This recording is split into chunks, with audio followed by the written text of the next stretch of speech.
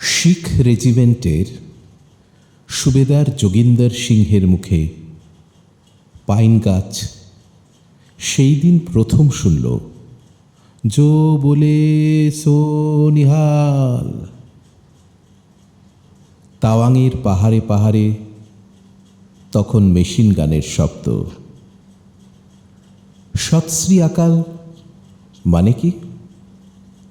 Pine গাছটি জিজ্ঞাসা করল ফার গাছটিকে। ফার বলল, ওক গাছকে বলো, সে ধর্ম ভালো জানে।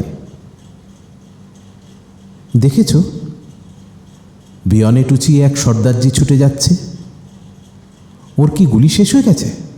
এ তো নিশ্চিত মৃত্যু।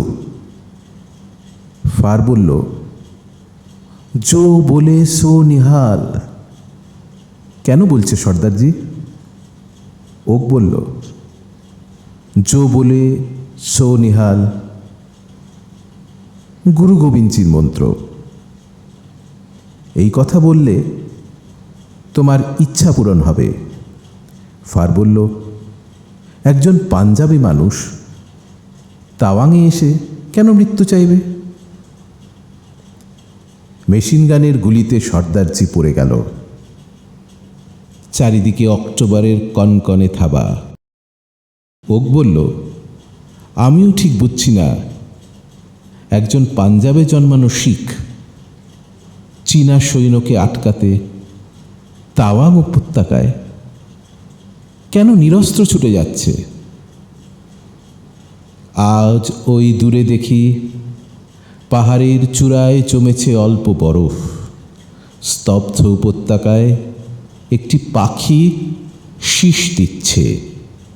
আঙুলের ফাঁক দিয়ে ভেসে যাচ্ছে মেঘ, ঠান্ডা হাওয়ায় হাড় কাঁপিয়ে দিচ্ছে। পাইন গাছ বলল, গুরু গোবিন্দজি ওই কথাটা কেন বলেছিলেন? মন্ত্র বললে কি ফুল হয় না ফল হয়?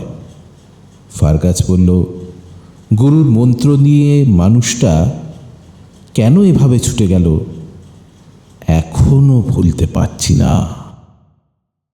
ওক গাছ মাথা নাড়ল। আমাদের গাছেদের মধ্যে এমন হয় না। সে দিনটা অবিস্মরণীয়। শতাব্দীর পর শতাব্দী পাতা ঝরে, ম্যাপল পাতা ঝরে যায়।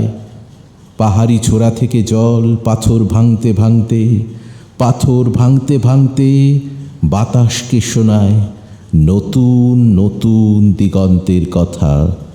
আমি বলি, আমি নদীর মতো খুঁজে ফিরি আমার দেশ। বৃষ্টি পড়ে, বৃদ্ধ গাছ নিষ্পত্র শাখা বেলে আমার দিকে চেয়ে থাকে। তারপর মাটির দিকে মুখ নামায়, কেবল চেয়ে থাকে।